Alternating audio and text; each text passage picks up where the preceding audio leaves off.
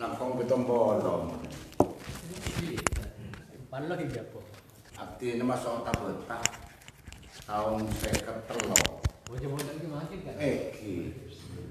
Tahun 55 pemilu pertama sudah Palembang itu. Toko berperang. Kes masa sedia ada dulu hamil para dia.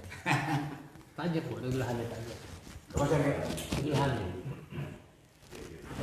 Terus po. utak jo, moja api pendidikan. Sampai dia mati langsung.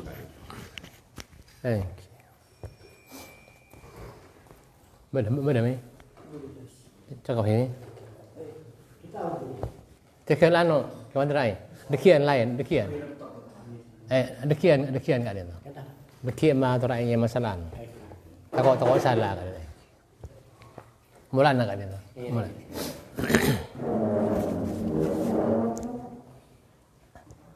Assalamualaikum warahmatullahi wabarakatuh. Matur janggolang para masyayikh serang para sepo. Usepon semak mobil khusus serabu semangkin serang tebat abdina seekor sakurang sopan mana bima langsung motor kepada ipon amar ke abdina ki masuk tergolong paling butuh maka motor salah satu tempat nang pamekasan. Mungkin lain dari abdina saus sedikit semator. Selain dari nyun pangapora, ento nyun doa.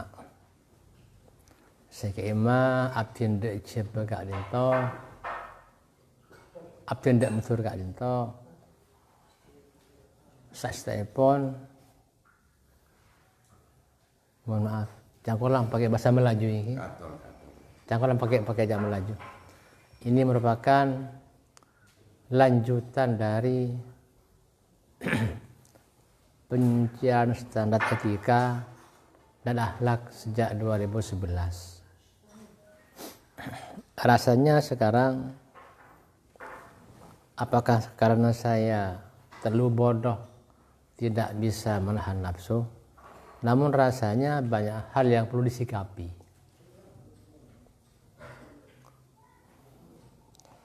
Namun ini sulit jika hanya saya, tapi perlu musyawarah dan koordinasi. Jadi saya ini ke Madura sambil mencari sepuh untuk menyampaikan bahwa di Jawa, khususnya di Jawa Timur bagian timur, perlu segera ada musyawarah dan koordinasi dalam rangka menyikapi kondisi saat ini. Apa materinya? Kami tidak bisa mengusulkan secara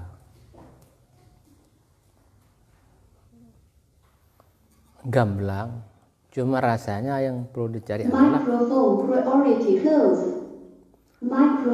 priority open. Cuman rasanya yang perlu dicari adalah bagaimana agar segera terbangun saling pengertian dan saling merasakan berdasarkan hati nurani.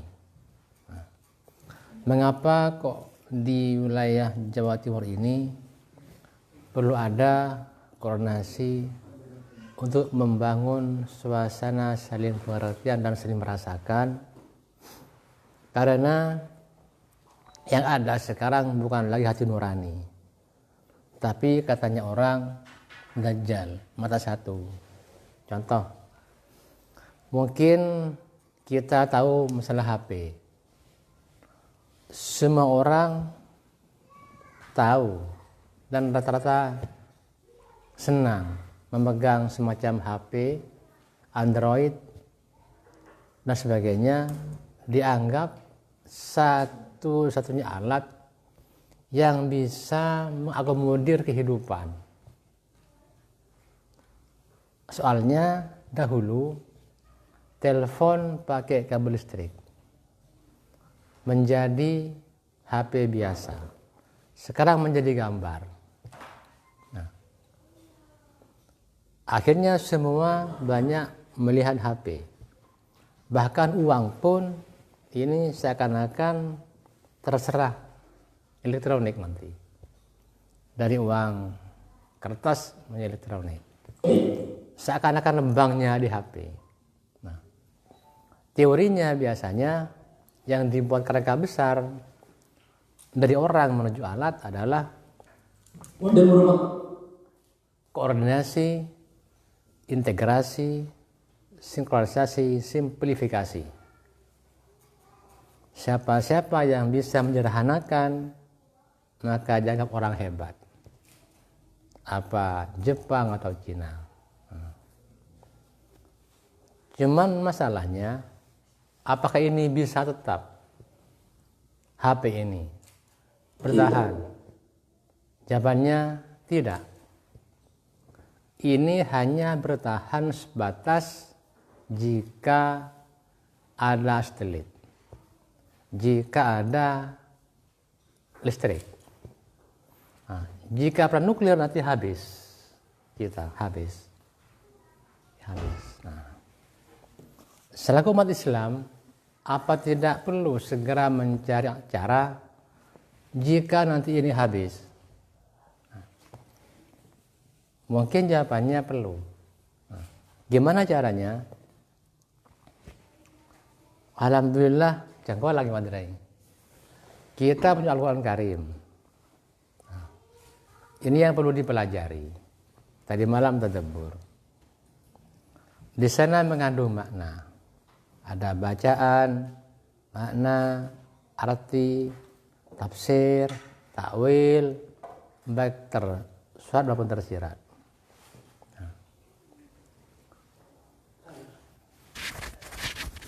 Dan kalau HP tadi hanya kebutuhan fisik, kalau Al-Quran lain, kebutuhan lahir batin.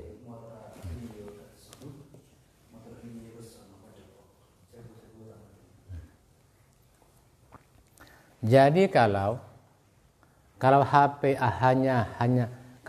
hanya kebutuhan hidup, orang mati tidak bisa main HP lagi, orang sakit parah tidak bisa HP lagi. Kalau Al-Quran lain, itu nanti simplifikasi untuk sedunia. Mengapa? HP ini paling menyangkut alat, bukan kebutuhan yang utuh. Kalau Quran menyangkut hukum. Nah, sedangkan Al-Quran semuanya diakomodir. Sejarah, hukum, dan sebagainya. Nah, dan di sana kalau tidak salah, jangan lagi. Ada metode dan komparasi. Mana Al-Quran katanya berkumpul di Fatihah, Fatihah di Basmalah, Basmalah di ba. Lebih simpel lagi. Jadi kalau HP masih butuh nomor, kan Basmalah hanya di ba.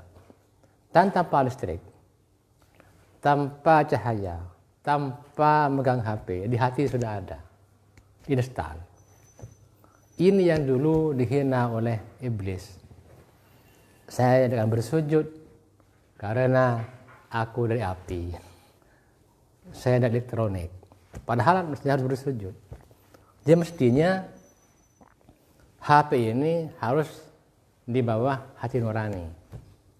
Nah, maka disinilah karena di Madura banyak guru-guru kita, maka kita sowan hari ini bukan ingin menggarami laut di Madura, cuma ingin mencari suasana kesepuan. Cuman apakah layak jika mengajukan bahwa sudah saatnya antar tradisi agar segera bermusyawarah dan bersatu untuk memuarakan fungsi tradisi kepada guru masing-masing, yang guru masing-masing agar segera dimuarakan kepada sesama mazhab Syafi'i, dan sesama Syafi'i akan dimuarakan kepada Ahlussunnah wal Jamaah dan Ahlussunnah wal Jamaah dimuarakan kepada Al-Quran Karim. Insyaallah saya nanti akan memperdengarkan arahan satu dari Imran tentang masalah Al-Quran, dua masalah Ahlussunnah wal Jamaah. Memang begini, di tengah-tengah konflik Timur Tengah pada tahun 2015 ada muktamar besar di Chechnya, yaitu berbicara tentang Ahlussunnah wal Jamaah. Setelah saya lihat, ini kan sudah kitab guru-guru kita.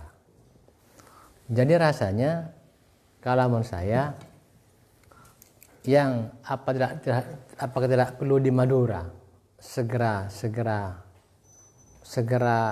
mendeklarasikan bahwa di Madura ada suasana kesepuan yang lebih dari Chechnya. Bahkan Chechnya penyelenggaranya itu Ahlussunnah wal Jamaah Ramzan Kadyrov, presiden. Saya yakin Chechnya tidak sesepuh di Pulau Madura. Kalau Madura jelas kitabnya lebih kuno. Apalagi jika dikembangkan menjadi kitab Bitul Hidayah. Nah, jadi kalau boleh saya mengusulkan simplifikasi. Tadi ada di ba. Ketika di breakdown katanya orang kampus, ini ada Bismillahirrahmanirrahim. Mungkin semua tahu. Jangan lagi Madrai. Tinggal bahas sendiri gimana Bismillahirrahmanirrahim, maknanya tidak usah bicara di sini. Ketika dikembangkan Alif Lam Mim alladzina yu'minuna bil ghaibi yuqimuna sholata wa yunfiqun. Jadi dalam Al-Qur'an menyangkut apa yang tidak bisa dijangkau oleh manusia biasa kecuali Nabi SAW.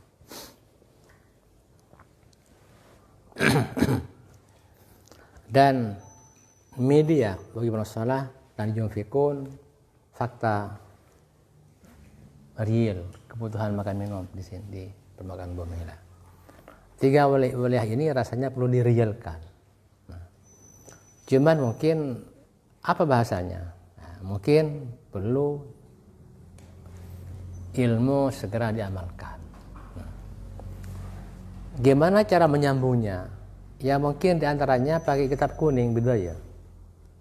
So, di sana ada Qala Syekhu, kesepuan. Al-Imam, Al-Alim, Al-Allamah. Ketika Allamah, dua lautan dicakup. Jadi kampus dan pondok. Intelektual, spiritual, akal dan rasa. Dua lautan. Nah, ini pengantar dari saya. Mungkin insya Allah yang hadir tahu, walaupun bahasa saya bahasa sepotong-sepotong, mudah-mudahan yang salah diperbaiki dan yang jika tidak salah mohon dikawal dan dibahasakan sesuai dengan bahasa yang pas dengan Kidi Madura ini. Paham ya? Intinya bagaimana segera ada pembagian tugas. Nah, cuman begini sayangnya, manajemen diajarkan di kampus, paling tidak itu di Quran ada. Nah, saya pinjam sementara, tujuan saya mengajukan masalah pengamalan, soalnya di manajemennya nanti ada pembagian tugas, pengelolaan waktu, pembebanan biaya, penilaian tenaga, kegiatan, orang, peralatan, program, jadwal, metode pelaksanaan, metode pencapaian tujuan. Di dalam Al-Quran sebenarnya sudah pas, metode pelaksanaan sudah sempurna, metode pelaksanaan dan pencapaian tujuan. Nah, cuman sekarang oleh orang-orang luar dipecah. Ada manajemen, ada agama, akhirnya resah di sini. Hati tidak kena. Jadi yang ada sekarang perusahaannya fisik, hatinya dibutakan, mohon ya, oleh Dajjal. Nah, jadi sekarang perlu mengelola permukaan bumi menggunakan cara fitrah manusia. Betul ya? Ini pengantar dari saya, insya Allah kapan-kapan siapa yang boleh saya ngajunan, jangan lagi ya. Akan saya kuakuan di Madura ini. Foto pada sebagian dosen kuaku. Aku tahu dosen lebih lah boleh. Dosen guys aku. Benar aku. Melihat boleh nyon dosen apa? Dosen manajemen kau. Manajemen sarang manajemen aku. Kita bagian ekonomi mikro bahasa pun. Jadi teman-teman mohon nanti kalau saya kesini lagi mohon ada dari dosen ekonomi yang kira mikro makro. Jadi mikro untuk membangun manage masing-masing, makro tentang kebijakan. Jadi untuk menerjemahkan ilmu menjadi amal janggolang kan. Kalau sekarang karena tidak ada dosen mungkin cukup sebatas simpul saja Rahman Rahim ya mungkin. Mari terjemahkan ya, mumpung ada dari Sumeneb ya.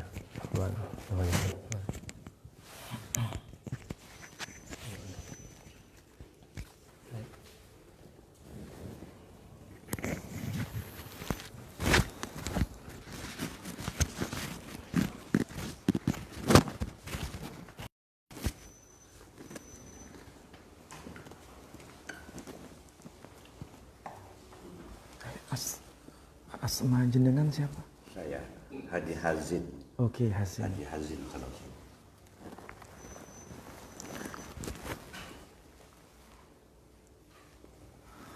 Assalamualaikum warahmatullahi wabarakatuh.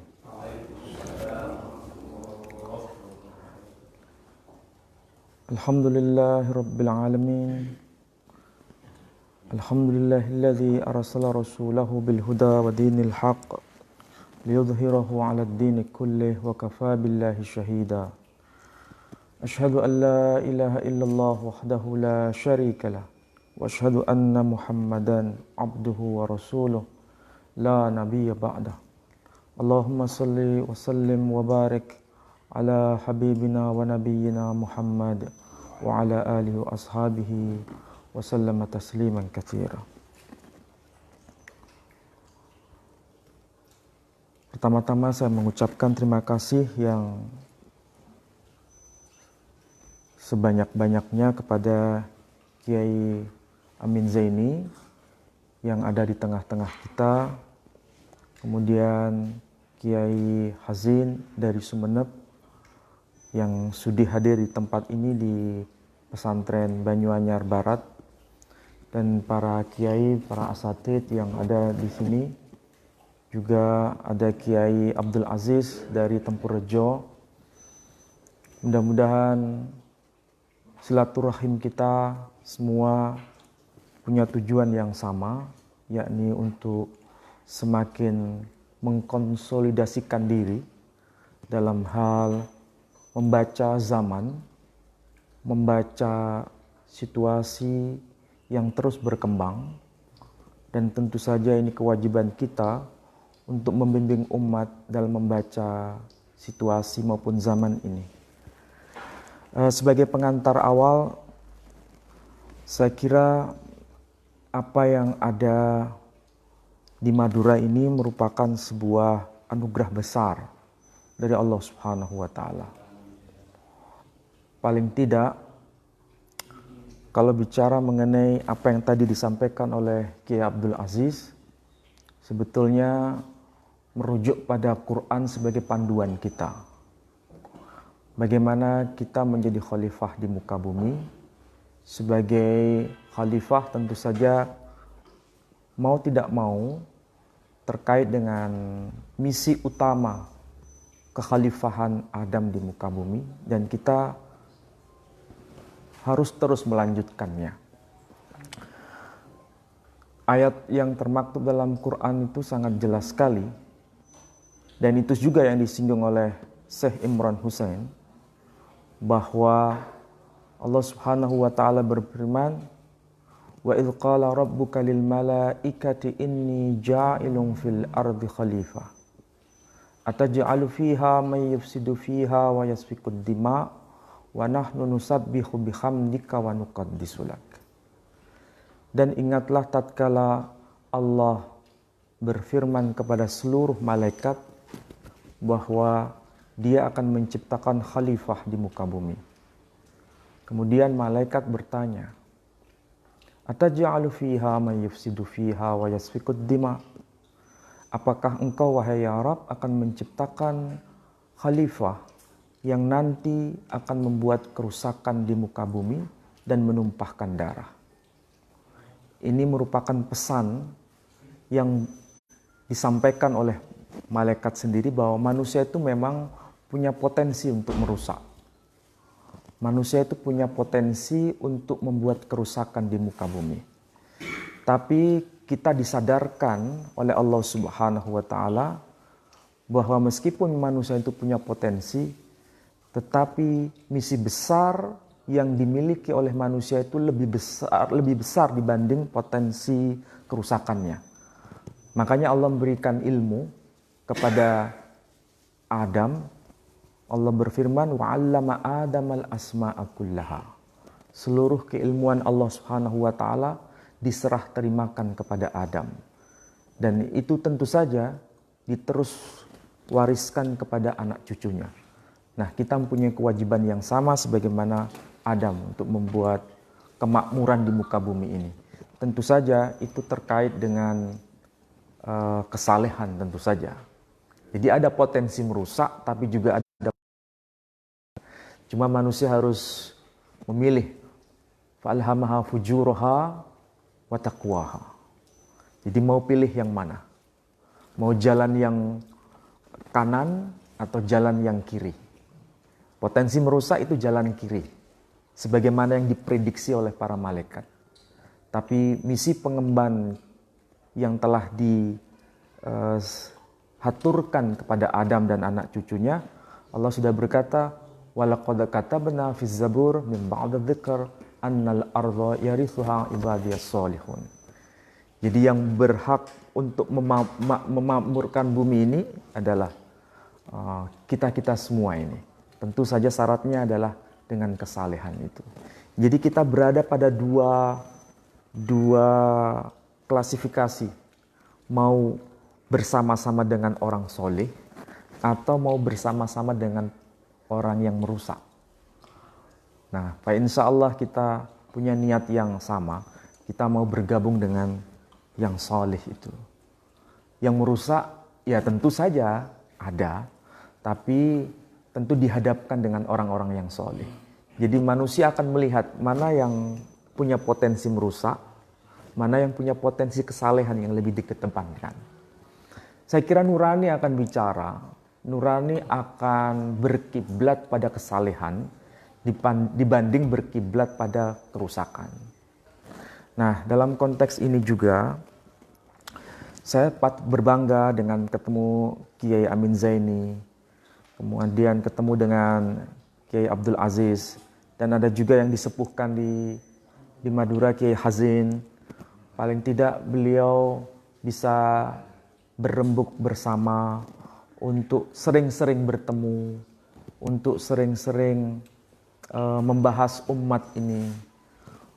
Dengan hadirnya beliau-beliau ini, dan tentu saja disupport atau didukung oleh para lora ataupun para kiai yang lain yang punya sepemahaman dalam rangka untuk li'ila'i kalimatillah. Kalau ini terus dikomunikasikan, insya Allah akan terjadi pembersihan jiwa dari siapapun yang ingin mau berubah. Manusia itu kan sebetulnya ingin berubah menjadi lebih baik. Tapi dengan pertemuan-pertemuan seperti ini, yang awalnya belum tahu menjadi tahu. Yang awalnya belum mempotensikan kesalehan, sekarang mulai mempotensikan kesalehan. Yang awalnya dekat dengan kerusakan, sekarang mulai menjauh dengan kerusakan. Yang awalnya sekarang mulai menjauh dari kerusakan. Ini kalau kita sering-sering bertemu. Mudah-mudahan ini menjadi wasilah ke depan membangun umat ini lebih baik. Dan yang terakhir berkaitan dengan Madura ini, tidak ada sesuatu yang diragukan sebetulnya. Kalau dilihat dari kesepuhan ini memang Madura lebih sepuh daripada yang ada di ujung Jawa bagian barat. Ini kalau mau tahu sebetulnya. Artinya kalau kita telusuri di Jawa atau di luar Jawa, kebanyakan yang dituakan, yang diambil ilmunya, yang yang diteruskan keilmuannya, rata-rata jebolan dari Madura. Jadi kalau guru-guru yang ada di luar Madura, yang dijadikan guru di luar Madura, rata-rata rujukannya ke Madura lagi. Nah, tinggal merapatkan barisan saja, karena ini paling tidak akan menjadi semacam menemukan kembali emas yang hilang, menemukan kembali mutiara yang terpendam. Nah, ini ditutup-tutupi atau memang sengaja ditutupi, tapi paling tidak dengan kajian-kajian yang lebih intensif, orang semakin tahu bahwa sanad keilmuan maupun sanadul hadis maupun sanadul qiraah itu semua akan nyambungnya ke sini semua, ke Madura, khususnya di Banyuanyar. Jadi saya kira nanti kita harus sering-sering komunikasi. Dan yang penting sosialisasi. Komunikasi kalau dalam tataran para kiai, itu saya kira itu ujung tombak pertama. Tapi kalau tidak dibarengi, tidak disertai dengan sosialisasi, anjang sana ke bawah, ke masyarakat umum, nanti akan menjadi semacam pengetahuan saja, belum menjadi gerakan. Nah, makanya yang penting sekarang adalah gerakan. Apalagi dengan pertemuan kemarin, kita disadarkan bahwa lingkup Indonesia saja itu sebetulnya ada semacam tradisi berguru yang saling sambung menyambung menjadi satu. Yang melintas batas pulau, melintas batas provinsi, melintas batas kota, melintas batas pesantren. Tapi kan nanti kita akan menemukan mana pesantren yang grade 3, pesantren grade 2, pesantren grade 1. Nanti kan ini menyambung semacam tradisi berguru. Tapi semua tradisi berguru itu. Nah, tinggal nanti yang disepuhkan yang mana tidak akan diklaim oleh yang berhak. Tapi yang bawah akan menyuarakan, oh ini yang kira-kira bisa disepuhkan. Jadi tidak ada klaim di sini. Dan tidak ada yang berhak mau mengajukan klaim itu. Tapi yang bawah itu pasti akan bermuara, seakan-akan menjadi arus air yang kemudian menyatukan diri pada satu tradisi kesepuhan itu. Saya kira itu yang saya bayangkan ke depan. Tinggal ini kan gerakan yang butuh waktu. Tidak bisa instan. Makanya kita yang datang ke sini bukan semakin berkurang yang punya pandangan seperti kita, tapi semakin berkembang, semakin bertambah, semacam bola es yang semakin menebal. Bukan hanya di satu kota, tapi di banyak kota. Satu contoh kemarin tuh, ini test case sebetulnya. Saya tidak tahu apakah kebetulan atau tidak. Saya iseng saja sebetulnya nulis di Facebook mengenai pesantren, gitu ya. Tiba-tiba semua itu nyambung, yang dari Maroko nyambung, yang dari Mesir nyambung, pokoknya dari yang di luar negeri nyambung semua.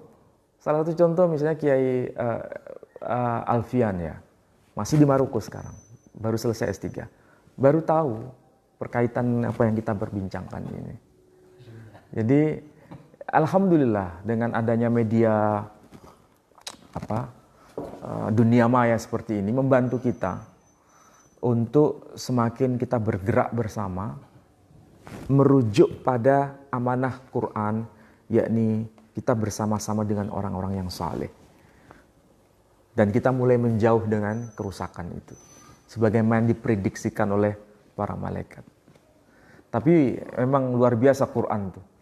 Namanya saja belum disebut. Nama Adam itu kan belum disebut pada ayat yang saya sebutkan, ayat 30 itu. Belum disebut. Dibuat dari apa bahannya, Adam, belum disebut. Namanya belum disebut. Tapi lisannya para malaikat itu betul-betul tajam. Ketika dia berkata, ataj'alu fiha may yufsidu fiha wa yasfikud dima. Apakah engkau akan membuat khalifah yang akan membuat kerusakan di muka bumi dan menumpahkan darah? Dima itu kan darah. Tapi itu jamak, bukan mufrad. Dima. Dari kata dima itu kan mufradnya dam. Darah. Dam itu dal alif.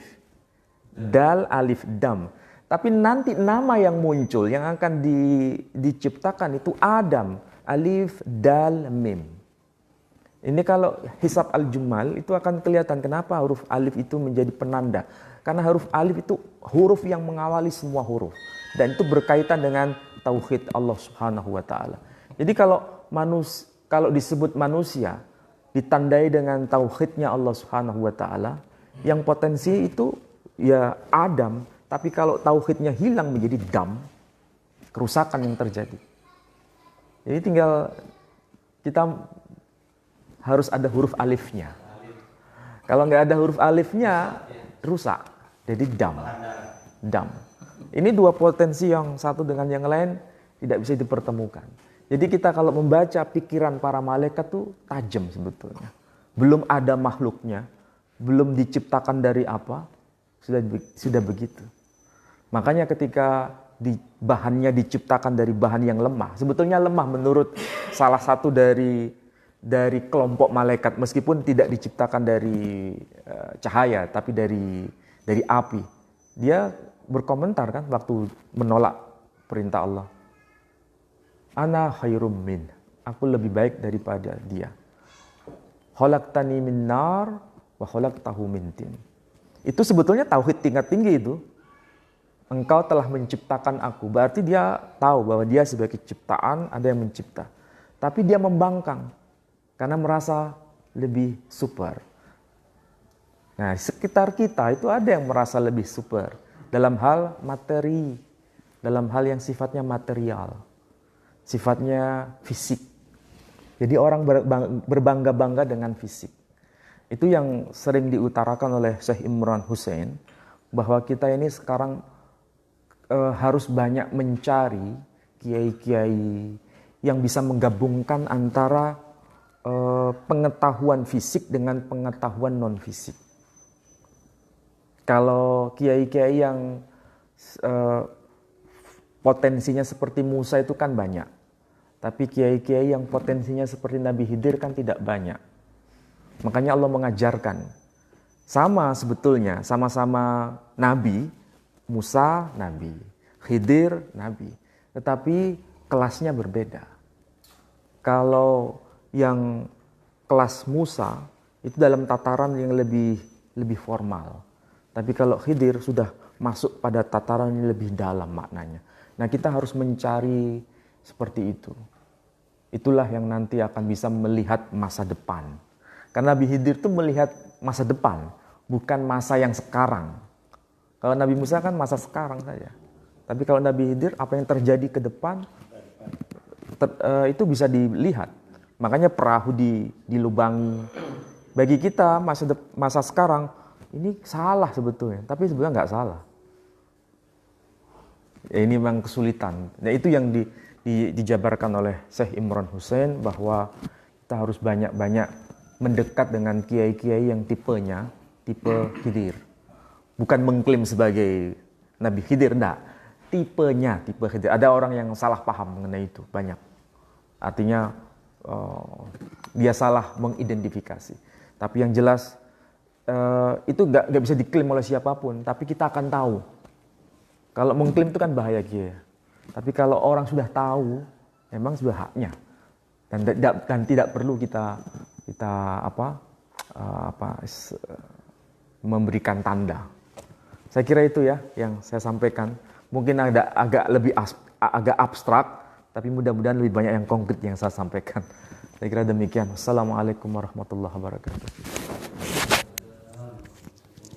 Ada 2 tayangan, satu masalah sekilas Al-Quran dari Imran, beda masalah potong saja. 2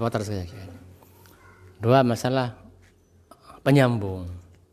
Yang pertama sentral Al-Quran, nomor 2 cabang, yaitu sudah menyangkut teknis Ahlussunnah wal Jamaah, bukan cabang, penteknisan. Ya, mari akan barangkali ada relevansinya dengan persatuan jangkau lagi materi. Jadi mudah-mudahan nanti ada ahli ekonomi sama dekat kita. Mudah-mudahan bisa, mudah-mudahan. Cuma sekarang belum ekonomi, tapi masalah ajaran.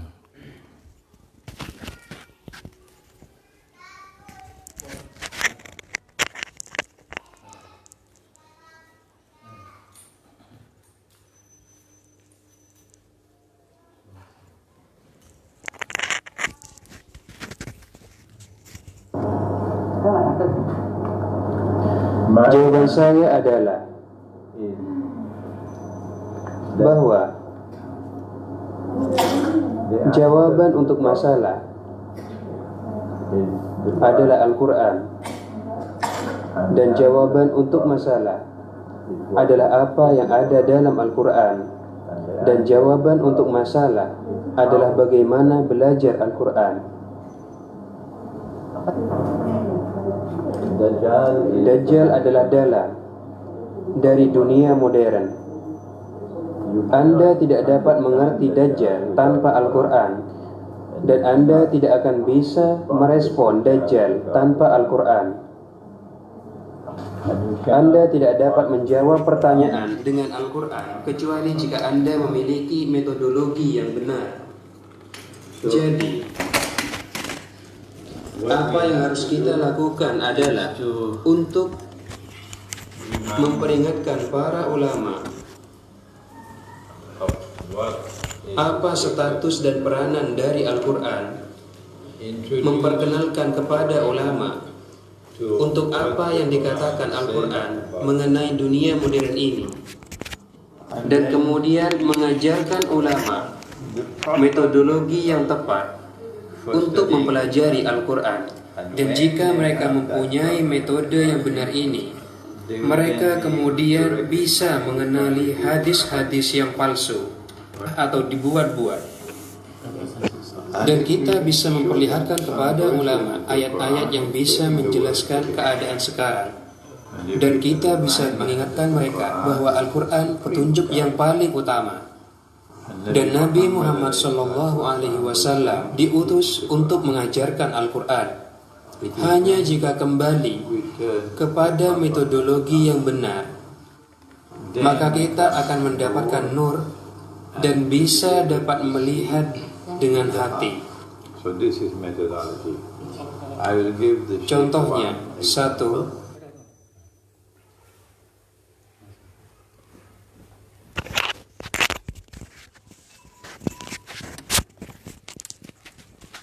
Mungkin bisa di waktu lain sedang kita coba mengusulkan tentang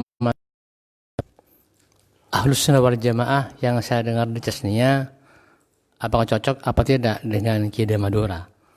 Ini kalau tidak sesuai, mohon diberi, kalau sesuai mungkin ini nanti yang disayangkan, mengapa kok luar negeri, mengapa tidak kita budaya segera dibentuk biar tidak hanya Cesnia. Saat ini, umat Islam juga perlu untuk mengenali kembali siapakah Ahlussunnah wal Jamaah.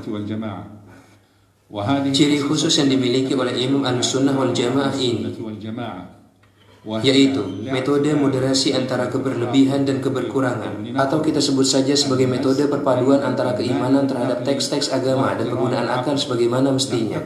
Dengan kekhasannya ini, mazhab Ahlussunnah wal Jamaah telah mampu memenuhi bagi umat Islam terhadap kepuasan akal, ketenangan jiwa, dan kesesuaian yang disyariatkan di antara setiap dua hal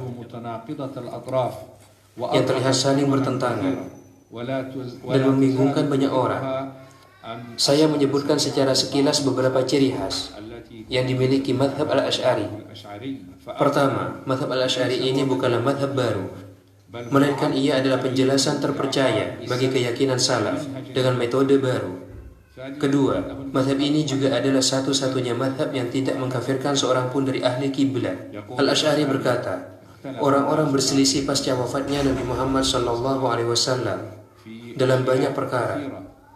Sebagian mereka mesesatkan sebagian lain, dan sebagian mereka berlepas diri dari sebagian lain, sehingga mereka menjadi berkelompok-kelompok yang saling berseberangan dan bergolong-golongan yang terpecah-pecah.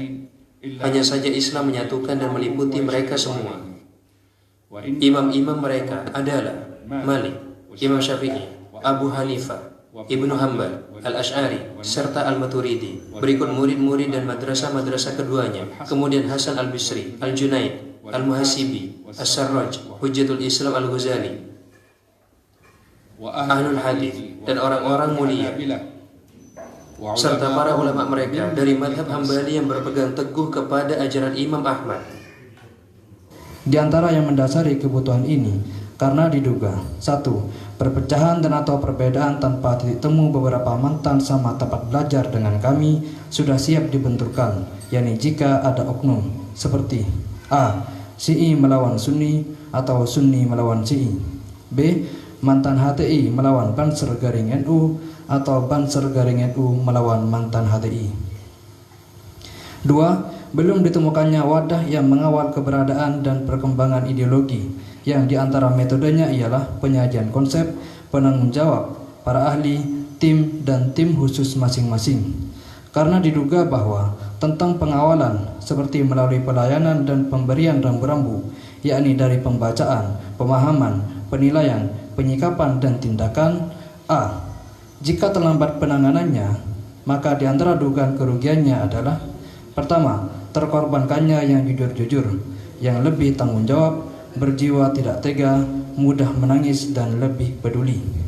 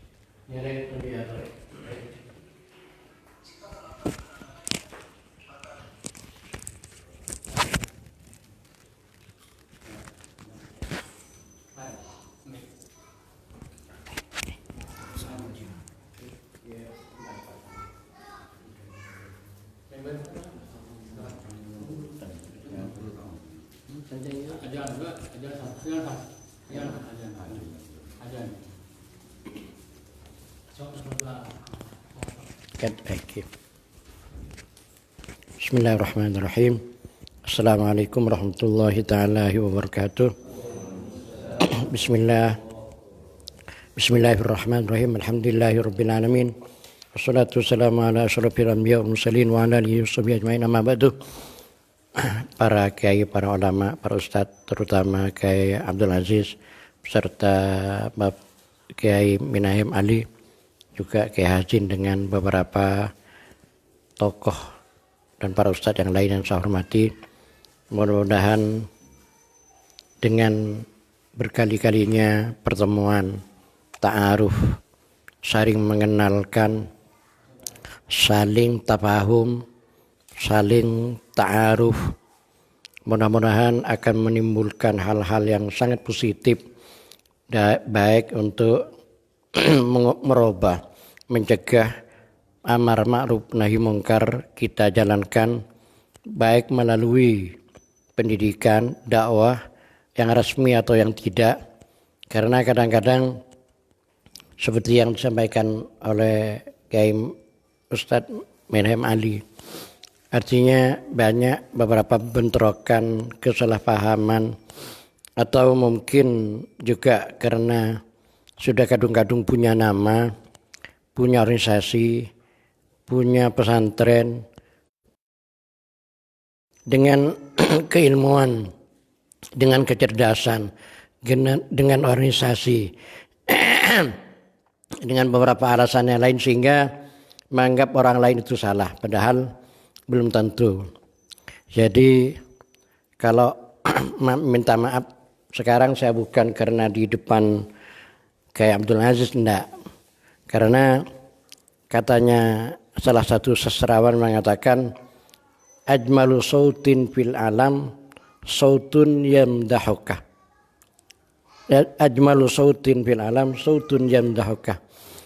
Paling bagusnya suara bukan suara cewek, perempuan yang cantik, bukan suara burung, tapi suara yang memujimu.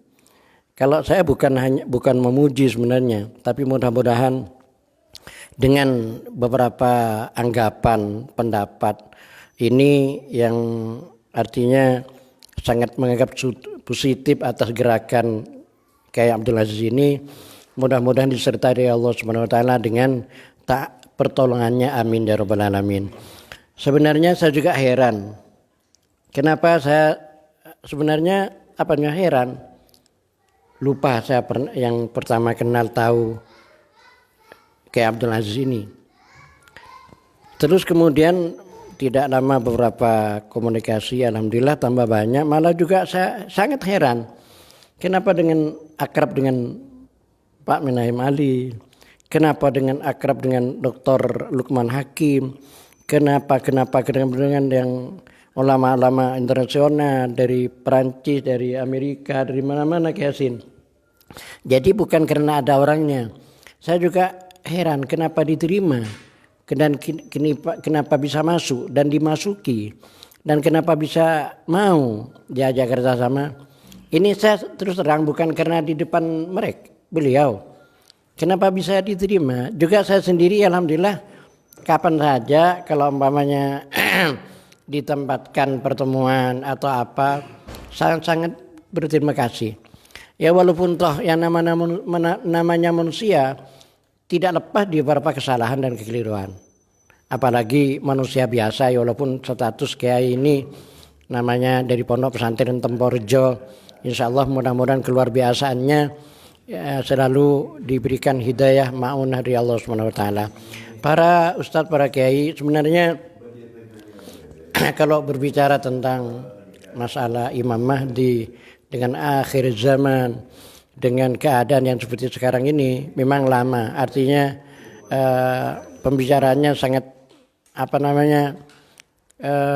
bukan ruwet, tapi untuk bisa diterima dan mempersiapkan diri untuk ke arah menghadapi Imam Mahdi dengan Dajjal, dengan segala macam cobaan. Seperti kalau enggak salah istilah Anas bin Malik yang nanya kepada Rasulullah, kapan hari kiamat? Rasulullah enggak langsung menjawab kiamat itu kapan. Lama, dekat, Imam Mahdi udah mau datang, Nabi Isa alamat sa'atul kubra sudah dekat. Enggak menjawab seperti itu. Rasulullah bertanya, malah sebaliknya bertanya juga, apakah kamu sudah siap untuk mempersiapkan diri menuju ke alam akhirat, ke alam akhir zaman? Apakah kita sudah siap? Apakah kamu sudah siap? Terus kalau enggak salah, kemudian beliau menjawab, belum, katanya sahabat itu. Makanya, tapi saya Rasulullah beserta paling senang dan mencinta dan menyintai Rasulullah. Rasulullah kemudian bersabda, anta ma'aman ahbabta. Dengan kata-kata, dengan beberapa kalimat ini, kebanggaan sahabat ini luar biasa. Makanya anta ma'aman ahbabta. Yang paling sulit untuk mempersiapkan diri menghadapi akhir zaman, fitnah yang luar biasa, keadaan yang berubah, perkembangan yang sulit ditebak. Kemudian ada beberapa hal yang kadang-kadang malah sebaliknya yang sekarang ini yang kalau umumnya kan yang benar amar ma'ruf nahi munkar. Kalau sekarang enggak, amar mungkar nahi ma'ruf. Memang ada benarnya. Ini ada hadis juga walaupun hadis bukan hadis sahih kalau nggak keliru. Jadi memang macam-macam. Mudah-mudahan kita ini selalu bertemu, berkomunikasi, akan menyiapkan diri untuk menghadapi Dajjal, untuk menghadapi cobaan-cobaan, fitnah dan segala macam. Mudah-mudahan kita bisa menambah ibadah pendekatan kita kepada Allah Subhanahu wa taala. Ini mungkin yang bisa disampaikan. Kurang lebihnya mohon maaf. Wassalamualaikum warahmatullahi wabarakatuh.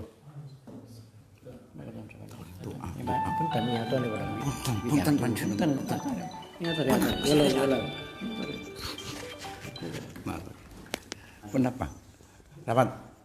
Kenapa tuh Ustaz gula? Doa. Punten. Nyon ka adin tatina.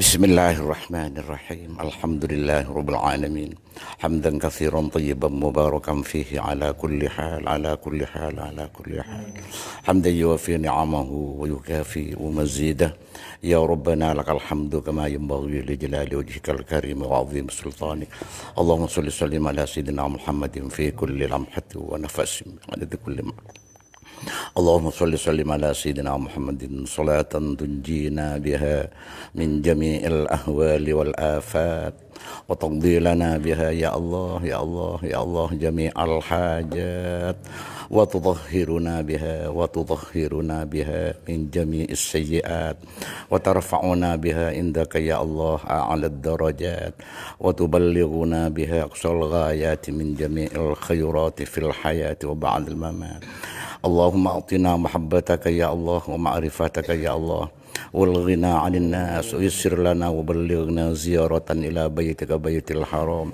وزيارة إلى قبر نبيك سيدنا محمد صلى الله عليه وسلم كرات بعد مرات بالسهولة والصحة والعافية والسلام والسعادة عندك يا الله في الدنيا والآخرة إنك على كل شيء قدير بالإجابة جدير ويسر لنا الإقامة بحرمك وحرمه صلى الله عليه وسلم إلى أن نتوفى إلى بخاتمة الحسنى بفضلك وجودك ورحمتك يا أرحم الراحمين اللهم نظم أحوالنا وحسن أفعالنا وخلصنا من علم الفقر والذل وأصبنا يا الله من البلاء والوباء والطاعون ومن شرور الأعداء والشياطين والنفس الأمارة بالسوء اللهم يسر لنا الانتظام في جميع المدن حصل مرادنا يا الله بالخير حصل مرادنا يا الله بالخير اللهم بعدنا من الشر نصبنا اللهم بعدنا من الشر نصبنا اللهم اجعلنا والمسلمين والمسلمات والمؤمنين والمؤمنات الغالبين واجعل الكفار والمنافقين والفاسقين والحاسدين والظالمين المغلوبين يا الله يا الله واعتصموا بحبل الله واعتصموا بحبل الله واعتصموا بحبل الله ربنا افتح بيننا وبين قومنا بالحق وأنت خير الفاتحين ربنا أنزلنا منزلا مباركا وأنت خير المنزلين ربنا آتنا في الدنيا حسنة وفي الآخرة حسنة وقنا عذاب النار وقنا عذاب النار اللهم اغفرنا بما شئت يا الله اغفرنا بما شئت وصلى الله على سيدنا محمد وآله وصحبه وسلم الحمد لله رب العالمين الفاتحة أعوذ بالله